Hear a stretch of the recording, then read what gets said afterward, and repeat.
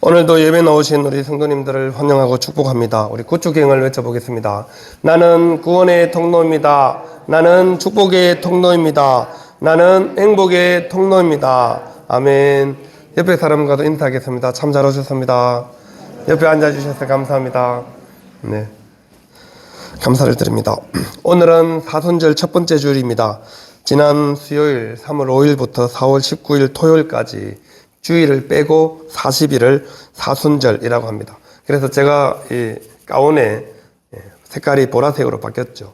지난주에는 무슨 색으로 하셨던가요? 예, 흰색이었죠. 예, 이제 보라색 지나면 사순절 부활절이 지나면 또 초록색으로 바뀝니다. 제가 계속 예전 색깔, 우리는 이제 교회 강단의 색깔은 하지 않지만 제가 가운 입을 때 절기에 맞춰서 색깔을 이렇게 합니다. 그래서 여러분들이 보시고 오늘은 이번 계속 보라색이니까 사순절 기간이구나 그렇게 생각하면 됩니다. 초록색은 성장을 의미하는 그 색깔입니다. 그래서 좀 초록색이 제일 길죠. 그리고 대림절이나 사순절에만 이 보라색을 하는데, 이 보라색이 고난도 상징하지만 또 왕의 색상입니다. 그래서 예수님께서 왕으로 이 땅에 오시는 대림절과 또 고난을 당하시는 이 사순절 기간에 이 색깔이 보라색으로 이렇게 바뀐다는 것도 기억하시면 좋겠습니다. 또 사순절 기간에는 여러분들이 말씀을 좀 많이 읽고 기도 시간도 많이 가지면 좋겠습니다. 그리고 또 세상적으로 좀 더 사순절을 의미 있게 보내고 싶다 하시는 분들은 내가 가장 좋아하는 거 하나씩 금단하는 것도 괜찮습니다. 내가 가장 좋아하는, 본인이 평소에 늘 안 하면 안 되는 것들 있잖아요. 그를 40일 동안 안 하고 있다가 이 부활절에 다시 또 시작하면 굉장히 또 이 사순절을 보내는 의미가 더 한층 더 좋으니까, 뭐 강요는 아니고요, 권면입니다. 요즘 이 사순절 시작하면서 TV 안 보고 뭐 이러다 보니까 이 스마트폰 많이 안 보고 하니까 시간이 굉장히 많이 남습니다. 여러분들 한번 해보세요. 의외로 내가 좋아하는 거를 안 하고 다른 거를 할 수 있는 시간이 의외로 여유가 굉장히 많아요. 뭘 할지 몰라 방황하실 때는 늘 성경을 읽으시면 됩니다.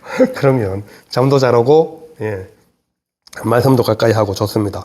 오늘부터 다시 이제 요한복음으로 돌아왔습니다. 우리가 17장까지 요한복음을 강해를 했었는데, 이제 사순절 기간에 제가 하겠다고 말씀을 드리고 약속대로 다시 요한복음으로 돌아왔습니다. 요한복음은 이 공관복음서에서 다루지 않는 내용들을 많이 다루고 있습니다. 우리 마태, 마가, 누가 이 세 복음서를 공관복음이다 이렇게 부르는데, 관점이 공통되다 해서 공관이라는 단어를 씁니다. 하지만 요한복음은 제4복음서로서 완전히 세 복음서와 다른 관점에서 예수님을 바라보고 있습니다.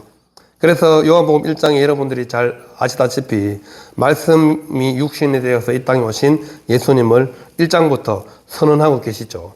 그리고 마태, 마가, 누가는 예수님이 좀 숨어 있다가 자기를 드러내기를 처음부터 원하지는 않으셨죠. 그리고 나중에 공생의 사역 시작하면서 이제 처음부터 막 예수님 자신을 드러내지 않으셨는데, 요한복음은 처음부터, 그래서 성전 청결에 관한 사건도 이 공관복음에서는 예수님이 잡히기 전에 성전에 들어가셨다고 기록되어 있지만, 요한복음은 처음 시작부터 바로 성전 들어가서 막 성전을 정리하는 모습도 보여주는 이유가 바로 그런 것이죠. 요한이 바라보는 예수님에 대해서 요한은 확실하게 예수님이 하나님의 아들, 신이심을 선언하고 시작하는 것입니다.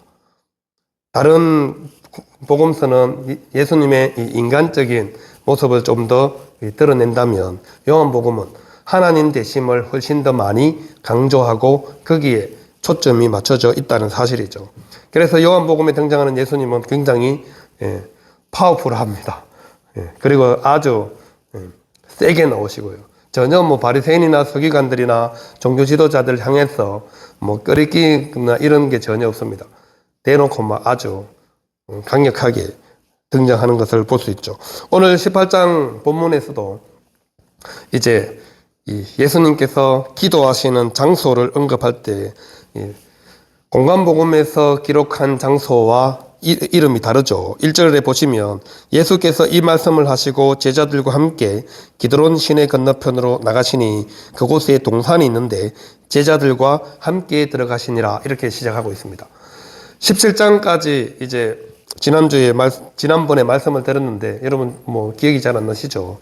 예수님께서 마지막 만찬 공관복음에서는 몇 절 이렇게 짧게 기록하고 있지만 이 요한복음은 아주 긴 절을 할애하고 또 예수님께서 마지막 만찬 시간에 제자들에게 설교도 하시고 마지막 17장에는 예수님의 이 대제사장적 기도 또 제자들과 또 세상과 교회를 위해서 하는 모습이 기록되어 있습니다.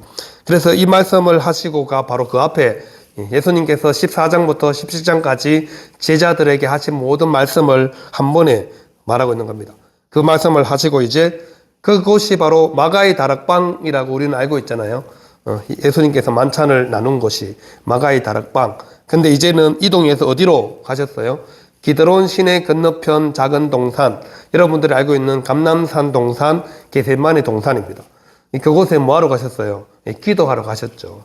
이제 마지막 밤을 보내기 위해서 기도하러 가셨는데 특별히 요한은 그곳을 기드론 시내 건너편 이렇게 표현을 하고 있습니다. 기드론 시내 건너편. 요한이 그렇게 기록한 의미가 있습니다. 그곳이 바로 구약 성경의 기드론 시내가 왕의 골짜기 그리고 여호사밧 골짜기, 여러분들이 들은 에서골 골짜기와 동일한 장소라고 말씀하고 있습니다. 왕의 골짜기, 여호사밧 골짜기. 그리고 그곳은 늘 이스라엘 백성들이 하나님께 회개할 때 우상을 다 모아가지고 불태운 장소이기도 합니다. 하나님께 왕들이 깨어서 종교개혁을 하든지 아니면 선지자의 말을 듣고 회개하고 종교개혁을 일어날 때 우상을 다 모아가지고 불태운 장소, 그리고 이 최후의 악이 심판을 당하는 장소이기도 한다는 것이죠. 그래서 기드론 시내 건너편을 요한이 특별히 기록하고 있습니다. 다른 복음서에는 보면 겟세마네 동산, 여러분들이 알고 있는 가장 많은 겟세마네 동산이라고 알고 계시죠. 예수님께서 잡히신 장소, 기도하신 장소가 겟세마네인데 이 요한은 특별히 기드론 시내를 언급하면서 예수님께서 모든 우상을 파괴하고 악에 대한 심판을 행하실 분임을 간접적으로 알려주고 있는 것이죠. 예수님께서 기드론 시내 이 작은 동산에 가셨다고 말씀하는 것은 그런 의미를 부여하고 있는 것입니다. 그리고 제자들과 함께 그곳에 가셨습니다. 물론 이 공관복음에는 예수님께서 특별히 기도하실 때 물론 함께 그곳까지 가긴 가지만 또 한적한 곳으로 따로 갈 때는 늘 3명의 제자만 데려가잖아요. 베드로, 보통 이러면 잘 나오시는데 아직까지 베드로, 야고보, 요한, 그죠? 우리 공부할 때 맨날 배하요 이렇게 외웠는데 이 3명을 항상 중요한 장소에 갈 때 3사람을 데리고 다녔습니다. 그래서 요한은 마태나 마가나 누가보다 훨씬 더 예수님을 가까이서 본 사람이죠. 늘 또 우리가 최후의 만찬거리 보면 예수님을 약간 이렇게 곁에 기대어 거의 누워 있다시피 예수님의 품에 안겨 있다시피 해서 만찬을 하는 그 그림도 바로 요한 사도라고 이렇게 대부분 학자들이 얘기를 하죠. 그만큼 예수님과 친밀한 관계에 있었던 요한이 자신이 주님으로 스승으로 모시는 예수님에 대해서 그렇게 표현을 하고 있는 것이죠. 예수님은 이런 분이시다라고 나타내는 겁니다. 그리고 또 이제 요한이 늘 좀 별로 안 좋게 평가하는 제자가 오늘 등장합니다. 그래서 오늘 우리는 세 부류의 사람을 만나게 됐는데 첫 번째가 바로 배반하는 자. 누구예요? 가룟 유다죠. 오늘 2절에서 보시면 그곳은 가끔 예수께서 제자들과 모이시는 곳이므로 예수를 파는 유다도 그곳을 알더라 이렇게 기록하고 있죠. 예수를 파는 유다도, 팔 유다가 아니고 이미 파는, 이미 요한은 유다가 배신할 것을 단정하고 이미 얘기를 하고 있습니다. 그리고 제자들과 함께 그 기드론 시내 동산, 게세마네 동산에 갔는데 거기에 누구는 없었어요? 유다는 없었다는 말을 지금 강조하는 겁니다. 제자들과 함께 그곳에 들어가서 기도하는데 그곳에 누구가 없어요? 유다는 없었다. 예수님을 팔 인간 이 유다는 우리와 함께 하지 않았다는 것을 요한이 간접적으로 강조하는 거죠. 그래서 철저하게 유다와 다른 제자들을 분리시키고 있는 거죠. 예수님께서 함께 기도하시고 마지막 잡히시기 전까지 나머지 제자들은 위기의 순간임을 알면서도 예수님과 함께 했다는 것을 말하고 있는 겁니다. 요한복음 6장 70절에 이렇게 말씀합니다. 예수께서 대답하시되 내가 너희 12를 택하지 아니하였느냐 그러나 너희 중에 한 사람은 마귀니라 하시니 12를 예수님께서 택하셨는데 이미 예수님은 그 중에 한 명이 뭐라고요? 마귀다 이렇게 요한은 이미 유다를 가리켜서 마귀라고 선언하고 시작하는 겁니다. 그리고 오늘 2절에서도 예수를 파는 유다도 그것을 알고 있었다. 왜 알고 있었겠어요? 늘 같이 다녔으니까 3년 동안 잘 알죠. 유다가 예수님의 이 그룹에서 뭘 맡았어요? 회계 담당자입니다. 여러분 회계를 아무나 맡기나요? 아니죠. 제자들 중에 제일 믿을만하고 신뢰 있고 일 잘하는 사람을 회계를 맡기죠. 근데 그 사람은 누구였어요? 유다였단 말이죠. 동계를 맡아서 그는 도둑이라 이런 표현도 요한이 씁니다. 동계를 맡아서 그는 도둑이다. 언제 얘기하냐면 여인이 향유 부어서 예수님 발에 머리에 부을 때 그거 팔아서 300데나리온 받으면 더 많은 일들을 할 수 있을 텐데 그에게 하는 유다를 향해서 요한이 그는 도둑이라 동계를 맡아서 그렇다고 그 표현도 별로 요한의 입장에서는 가룟 유다가 계속 마음에 안 드는 거죠. 예수님께 신임도 받고 동기도 맡고 모든 일들을 책임 있게 부여해 줬음에도 불구하고 결국 어떤 사람이에요? 예수님 입장에서는 뒤통수 때린 사람이죠.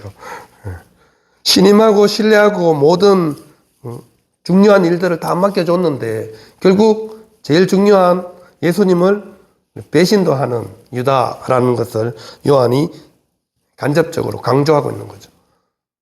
예수님이 그만큼 믿어주고 챙겨주고 그리고 제자들 중에 특별히 세워서 또 회계 업무도 맡겨주고 했는데 결국 예수님을 배신하고 파는 유다로 이렇게 기록하고 있다는 것이죠. 그래서 유다도 그것을 잘 알고 예수님께서 만찬이 끝나고 나면 이곳으로 올 것을 유다도 알고 있었다는 겁니다. 알고 있었음에도 불구하고 예수님은 그곳에 늘 하던 대로 누가복음의 표현을 하면 습관대로 기도하러 게셋마네 동산 기드론 시내 건너편 동산에 가셨습니다. 아니나 다를까 3절에 보면 유다가 군대와 대제사장들과 바리새인들에게서 어떤 아랫 사람들을 데리고 등과 횃불과 무기를 가지고 그리로 오는지라. 정확하게 예수님께서 알고 있는 대로 짐작한 대로 유다가 군대를 거느리고 지금 예수님을 체포하러 이 게셋마네 동산으로 찾아온 겁니다. 여기서 말하는 이 군대는 로마 군대죠. 보통 로마의 군대의 기본 병력은 600명입니다. 하지만 어떤 일들을 급하게 움직이기 위해서는 600명이 움직이지 않고 200명 가량 움직입니다. 그리고 바리새인들과 대제사장의 아래 사람들은 당시 이제 경비대들이죠. 성전 수비대들. 마태복음에 보면 예수님께서 죽었는데 제자들이 그 시체를 훔쳐갈까봐 요청해서 예수님의 무덤에 경비대를 세우잖아요. 그 종교 경찰들입니다.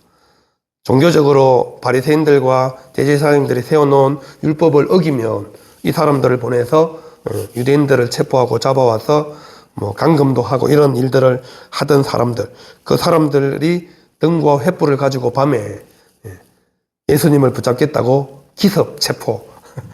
얼마나 치밀하게 움직이는지 아시겠죠? 이미 사전에 모의가 끝났습니다. 그리고 다른 복음서에서 보면 군호를 짜서 이미 유다가 예수님을 보고 뭐예요? 인사하잖아요. 인사. 입맞춤으로 인사하는데 그 사람이 내가 팔 스승이니까 그 사람만 잡으면 돼. 이미 다 작전이 짜져 있습니다. 그런데 오늘 본문에서는 요한이 그렇게 얘기하지 않죠. 유다가 작전을 짜서 예수님께 인사하는 게 아니라 예수님께서 어떻게 해요? 다 아시고 먼저 그들에게 물어보잖아요. 너희가 누구를 찾느냐? 4절에 보시면 기록하고 있습니다. 예수께서 그 당할 일을 다 아시고 나아가 이르시되 너희가 누구를 찾느냐? 예수님께서는 이미 유다가 자신을 배신할 것을 알고 계셨고, 그리고 군대를 데리고 자기를 체포할 것도 다 알고 계셨다는 겁니다. 요한복음 13장 27절에 보시면 조각을 받은 후 곧 사탄이 그 속에 들어간지라. 이에 예수께서 유다에게 이르시되 내가 하는 일을 속히 하라, 이렇게 말씀합니다. 네가 할 일을 속히 해라. 다른 사람들은 예수님께서 유다에게 심부름을 보내시나 보다 이렇게 생각했겠지만, 예수님은 유다가 무슨 일을 할지 다 알고 계시고 또 그 일을 속히 해라고 말씀합니다. 그래서 30절에 보면 유다가 그 조각을 받고 곧 나가니 밤이르라. 최후의 만찬 마지막 때에 조각을 받고 빨리 속히 네가 할 일을 해라 그러니까 나갔죠. 언제요? 밤에. 나가서 이제 뭐 했겠어요? 지금 오늘 우리가 읽은 본문에 군대를 몇 명 보내줄래? 200명, 몇 명 보내줄래? 그래서 무기를 다 챙겨가지고 지금 예수님께서 만찬이 끝나면 겟세마네 동산으로 기도하러 늘 그렇게 가셨으니까 그곳에 가면 잡을 수 있어. 그래서 이제 군대를 모아서 수백 명이 밤에 횃불과 그 등을 가지고 무기를 들고 예수님을 잡으러 온 것입니다. 유다는 자기가 할 일을 하지만 결국 예수님을 배신하는 행위였죠. 예수님은 이 모든 일을 다 아시고 늘 안타까워 하셨습니다. 그럼에도 불구하고 하나님의 계획 안에서 이 모든 일은 이루어지고 있음을 우리가 알 수 있죠. 인간의 배신 속에 하나님의 구속 사역은 계속 진행되고 있다는 사실입니다. 인간은 범죄하지만 하나님을 향한 반역조차 하나님의 구원 계획을 방해할 수 없는 것이죠. 차라리 나지 않았더라면 좋았겠다, 이런 표현까지 예수님께서 유다에게 씁니다. 그럼에도 불구하고 예수님은 유다를 안타까워하시지만 끝까지 그 일에 쓰임받는 유다, 배신자로 쓰임받는 것이죠. 우리가 이 땅을 살아가는 동안 하나님 앞에 충성, 헌신은 못하더라도 배신자는 되지 말아야 합니다. 스승에게 신뢰를 받고 열심히 따라서 예수님처럼 살지는 못해도 최소한 나를 믿어주고 인정해준 사람을 향하여서 배신은 하지 말아야죠. 이게 기본적인 도리이죠. 우리가 주님께 죽도록 충성은 못해도 배신자는 되지 않는 저와 우리 모든 성도님들 될 수 있기를 바랍니다.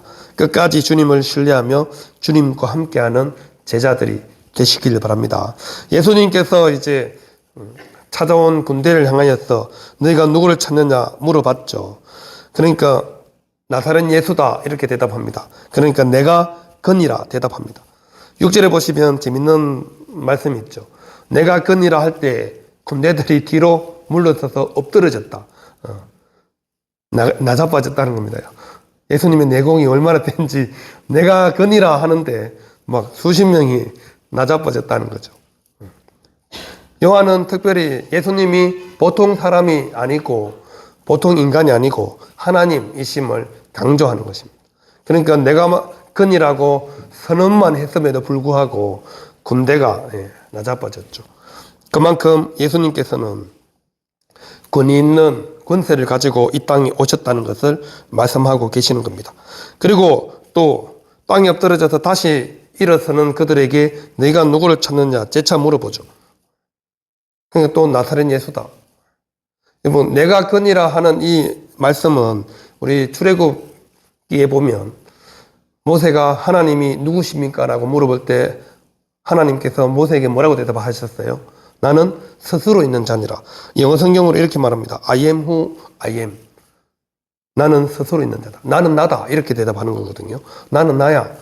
하나님 누구십니까? 뭐라고 얘기할까요? 모세가 물어보니까 나는 나야. 여러분 누구세요? 전데요. 이렇게 지금 얘기하는 것과 똑같습니다. 나사렛 예수를 찾는다 그러니까 내가 그니라. 내가 그다. 자신을 단호하게 아주 당당하게 나타내시는 거죠. 8절에 보시면 예수님께서 대답하시되 너희에게 내가 그니라 하였으니 나를 찾거든 이 사람들이 가는 것은 용납하라 말씀합니다. 예수님께서 나머지 제자들이 고난당하고 환난당하는 것을 함께 체포되는 것을 원하지 않으십니다. 그래서 제자들은 보호해 주고 계십니다. 그러니까 나만 잡고 내 제자들은 그냥 가게 용납해 달라 이렇게 요청을 하는 것이죠. 예수님은 자신의 희생으로 제자들을 보호해 주셨습니다. 그리고 자신의 희생으로 다른 제자들의 희생을 원하지 않고 계신다는 거죠. 우리는 제자들을 향한 주님의 사랑이 얼마나 진실한 것인지를 알 수 있습니다. 참된 지도자는 타인을 희생시켜서라도 자신의 안전을 도모하는 사람이 아닙니다. 자신을 희생해서 다른 사람의 안전을 지켜주는 사람이 참된 지도자죠. 예수님은 선생으로서 스승으로서 제자들이 희생을 당하거나 제자들의 안전을 끝까지 책임지기 위해서 군대 앞에서도 자신 있게 내 제자들은 아무 잘못이 없으니까 나만 잡고 제자들은 자유롭게 가도록 보내주도록 용납해달라 이렇게 요청하고 있죠. 예수님은 그만큼 우리에게 올바른 리더십이 어떠한 모습인지를 보여주고 있는 것입니다. 진정한 지도자가 보여주는 모습이죠. 끝까지 자기를 따르는 사람에 대한 책임을 지는 행동. 이것이 바로 지도자들이죠. 오늘날 많은 지도자들이 있습니다. 하지만 자신을 희생시켜서 다른 사람을 보호하는 지도자는 많지 않습니다. 오히려 아래 사람을 희생시켜서 자기 살궁리만 하죠. 책임 있는 지도자들은 그렇게 하는 것이 맞지 않죠. 본인이 책임을 지고 본인이 끝까지 아래 사람을 잘 챙겨야죠. 그래서 우리가 많은 사람들이 지지하고 따르는 사람들을 보면, 지도자들을 보면 정말 책임감 있게 끝까지 자기 사람들을 잘 챙기는 사람들을 많은 사람들이 따르는 것이죠. 예수님도 자신을 끝까지 잘 따른 제자들을 향하여서 그들의 희생을, 그들의 안전을 끝까지 보장하고 계시는 모습을 우리가 볼 수 있습니다. 주님은 우리의 험한 인생길에서 동행하시며 우리를 보호해 주시고 구원해 주시는 하나님이심을 분명하게 말씀하고 있습니다. 세상에 힘있고 돈 있고 잘 나가는 사람들은 자신에게 이익이 되지 않거나 자신이 희생해야 할 상황이 생기면 뒤로 물러나지만 예수님은 전혀 그렇게 하지 않았다는 사실입니다. 자기 사람들을 사랑하시되 끝까지 사랑하시니라. 이 말씀을 지키시고 그리고 한 사람도 이뤄지는 것을 원하지 않기 때문에 그렇게 하셨다는 사실입니다. 이런 상황에서 경솔하게 행동하는 사람이 한 명 있죠. 공간복음에서는 그 사람의 이름을 밝히지 않을 때 요한은 옆에서 바로 지켜봤으니까 그 사람이 누구라고요? 시몬 베드로. 지금 예수님께서 타협을 다 해서 보내주기로 다 해놨는데 갑자기 칼을 빼가지고 대제사장의 종의 귀를 완전히 오른쪽 귀를 베어버렸습니다. 좀 생각해보세요. 군대가 그냥 빈몸으로 왔나요? 무장해서 왔잖아요. 근데 그 상황에서 지금 칼을 빼서 휘둘면 어떻게 되겠어요? 싸우자 소리밖에 안 되잖아요. 그래서 예수님이 급하게 지금 베드로를 말려서 칼을 내려놓게 하고 또 그 말고의 귀를 다시 고쳐주십니다. 고쳐주시는 내용은 요한복음에 없지만 누가는 또 주특기가 의사거든요. 그래서 그런 걸 아주 잘 압니다. 귀를 고쳐주신다는 그 귀를 고쳐주심으로 모든 것이 다 다시 무마되고 끝날 거죠. 여러분 중요한 순간에 우리가 어떤 행동은 해야 될지 말아야 할지 잘 결정할 수 있는 것도 지혜이고 능력입니다. 지금 분위기에서 지금 칼을 휘둘면 그동안 예수님께서 막 해놓은 일들이 다 한 방에 무너질 수도 있잖아요. 근데 베드로는 앞뒤 가리지 않고 일단 칼부터 빼고 본 거잖아요. 뺐으니 무라도 잘라야죠. 아주 실력이 좋았는지 빗나갔는지 모르지만 오른쪽 귀만 베었습니다. 근데 그 벤 종의 길을 고쳐주시고 또 베드로를 말리시면서 예수님께서 하시는 말씀이 11절 하반절에 기록되어 있죠. 아버지께서 주신 잔을 내가 마시지 아니하겠느냐. 아버지께서 주신 잔을 내가 마시지 않겠느냐. 하나님께서 나에게 맡겨주신 사명, 하나님께서 나에게 지어준 일, 그것을 내가 끝까지 감당해야 된다고 베드로에게 재확인시켜주고 있습니다. 물론 복음서에서 예수님께서 십자가를 지시고 고난을 당하시고 사흘 만에 부활할 것을 3번이나 예고도 해주셨음에도 불구하고 이 제자들이 깨닫지 못하니까 또다시 한 번 더 아버지께서 나에게 주신 잔을 내가 마시지 않겠느냐. 마셔야 된단 말이죠.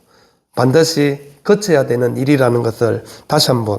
그래서 지금 베드로의 행동은 굉장히 경솔한 행동이고 예수님의 사역을 방해하는 행위였다는 것을 말씀하고 있는 것입니다. 예수님이 나아가는 길에 지금 십자가 잡혀지었던 십자가도 지고 고난도 당하고 다시 살아도 나야 되는데 지금 베드로가 지금 칼 빼는 바람에 한 방에 물거품이 될 수도 있잖아요. 그래서 예수님께서 베드로를 제재하시면서 하나님의 뜻이 하나님의 일이 더 중요함을 말씀하고 있는 것입니다. 우리는 좋은 재료가 충분히 확보되어 있고 또 일에 대한 열정이 있다고 해서 반드시 훌륭한 결과를 낳는 것은 아닙니다. 여기에 더하여 꼭 필요한 것이 지혜입니다. 지혜가 없으면 자원은 자원대로 낭비하면서 얻게 되는 것은 보잘것 없을 때도 있다는 것이죠.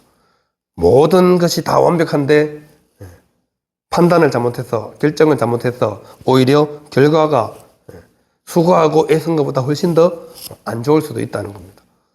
그것이 오늘 베드로가 칼을 뺀 행동입니다. 지금 상황에서 칼 뺄 상황이 아니죠. 누가 봐도 칼 뺄 상황이 아니잖아요. 아무리 싸움을 잘해도 12대 수백 명이 싸워서 이길 수 있겠어요. 칼은 자기밖에 없는 것 같은데. 그죠? 예수님께서도 베드로에게 마태복음에는 그럽니다. 내가 지금 무력으로 싸울 것 같으면 12군단 되는 천사를 동원할 수 없을 것 같으냐. 무슨 말이에요?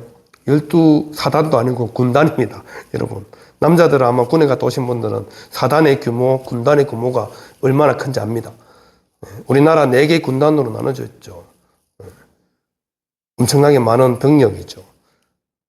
그것도 그냥 일반 병력이 아니고 천군 천사들로 무장된 군단들을 12군단이 오면 어떻게 되겠어요? 로마도 초토화시킬 수 있는 병력인데 그렇게 하지 않는다라고 말씀하는 이유가 뭐겠어요? 하나님의 뜻, 하나님의 계획이 내가 그냥 잡혀서 십자가를 지는 일이기 때문에 그렇습니다. 그래서 예수님은 경솔하게 행동하는 베드로를 제지하시면서 베드로의 모든 일들을 무마시키고 예수님께서 자연스럽게 잡혀가십니다. 그래서 그 다음 절에 보면 이제 안나서의 집에 대제사장 집으로 끌려가서 신문을 받는 장면이 기록이 되어 있는 거죠. 예수님은 중요한 순간에 우리가 무엇을 해야 할지를 우리에게 알려주기를 원하십니다. 그래서 우리가 늘 지혜를 구하기를 원하시죠. 그래서 주님은 이 땅에 살아가는 우리 그리스도인들이 뱀처럼 지혜롭고 비둘기처럼 순결하기를 원하시고 계시다는 사실입니다. 고린도전서 14장 20절에도 형제들아 지혜는 아이가 되지 말고 악에는 어린아이가 되라. 지혜는 장성한 사람이 되라고 말씀하고 있습니다. 악에는 어린아이가 되고 지혜에는 장성한 사람이 되라. 성숙한 사람이 되라는 거죠. 사순절 기간에 하나님의 지혜를 충만히 구하시고 예수님께서 나를 위해서 고난 당하시고 십자가를 지시기 위해서 철저하게 하나님의 뜻 안에 움직이시는 분이심을 꼭 기억하시고 우리도 예수님처럼 하나님의 뜻 안에서 하나님의 계획 안에서 우리가 어떻게 행동하는 것이 가장 중요한 일인지를 잘 깨달아 하시는 저와 우리 모든 성도님들 될 수 있기를 바랍니다. 주님을 닮아가시는 우리 모두가 될 수 있기를 바랍니다.